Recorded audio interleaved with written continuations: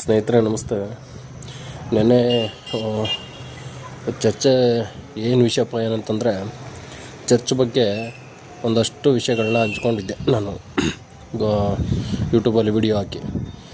ಅದು ಕೆಲವರು ನನ್ನ ನಂಬರ್ಗಳನ್ನ ತಗೊಂಡು ಫೋನ್ ಮಾಡಿದ್ದಾರೆ. ಸೊ ಮಾಡಿ ದರ್ಶನ್ ಅವ್ರ ಫೋಟೋ ಏನಕ್ಕೆ ಹಾಕಿದ್ದೀರಾ ಅಂತೇಳ್ಬಿಟ್ಟು ಕೇಳ್ತಾ ಇದ್ದಾರೆ.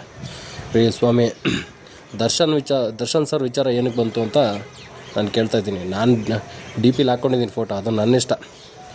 ನಾನು ದರ್ಶನ್ ಸರ್ನ ಇವತ್ತಲ್ಲ, ನಾನು ಯೂಟ್ಯೂಬ್ ಚಾನಲ್ ಓಪನ್ ಮಾಡಿದಾಗಿಂದ ನಾನು ಹಾಕ್ಕೊಂಡಿದ್ದೀನಿ.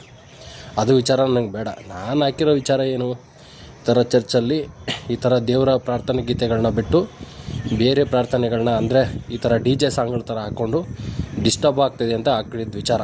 ಅದು ಬಿಟ್ಟು ಕೆಲವರು ನನ್ನ ವೈಯಕ್ತಿಕ ನಂಬರನ್ನು ತಗೊಂಡು ದರ್ಶನ್ ಸರ್ ಫೋಟೋ ರಿಮೂವ್ ಮಾಡು, ದರ್ಶನ್ ಸರ್ ಡಿ ಪಿಯಿಂದ ತೆಗಿ ಅಂತೇಳ್ಬಿಟ್ಟು ಕೇಳ್ತಾ ಇದ್ದಾರೆ. ನೋಡಿ, ದರ್ಶನ್ ಸರು ನಾನು ಅವ್ರ ಅಭಿಮಾನಿ.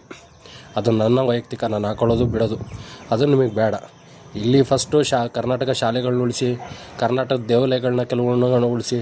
ಇಲ್ಲಿ ನೋಡಿ, ಚರ್ಚ್ಗಳಲ್ಲಿ ಹಿಂಗೆ ಸಾಂಗ್ಗಳನ್ನ ಹಾಕ್ಕೊಂಡು ಜನಗಳಿಗೆ ತುಂಬ ತೊಂದರೆ ಆಗ್ತಿದೆ. ಅದನ್ನು ಬಗೆಹರಿಸೋಕ್ಕಾರೆ ಕನ್ನಡಿಗರು ಗಮನ ಕೊಡಬೇಕು.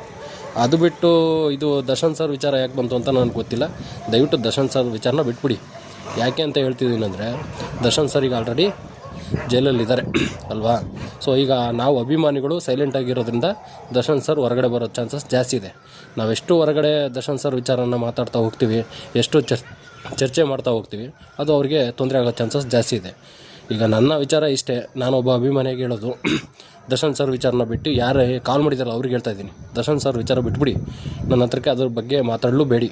ನಾನು ಹೇಳ್ತಿರೋ ವಿಚಾರ ಏನಂದರೆ, ಹಿಂಗೆ ತುಂಬ ಜನಕ್ಕೆ ಸುಮಾರು ಕಡೆ ಚರ್ಚ್ಗಳಾಗಿದೆ, ಅಲ್ಲಿ ಪ್ರಾರ್ಥನಾ ಕೀರ್ತನೆಗಳನ್ನ ಹಾಡಬೇಕು, ಅವರ ಯೇಸು ಪ್ರಭು ಗೀತೆಗಳನ್ನ ಹಾಡಬೇಕು. ಅದು ಬಿಟ್ಟು ಈ ಥರ ಗೀತೆಗಳನ್ನ ಹಾಡೋದ್ರಿಂದ ಸುಮಾರು ಸುತ್ತಮುತ್ತ ಇರೋ ಜನಗಳಿಗೆ ತೊಂದರೆ ಆಗ್ತದೆ.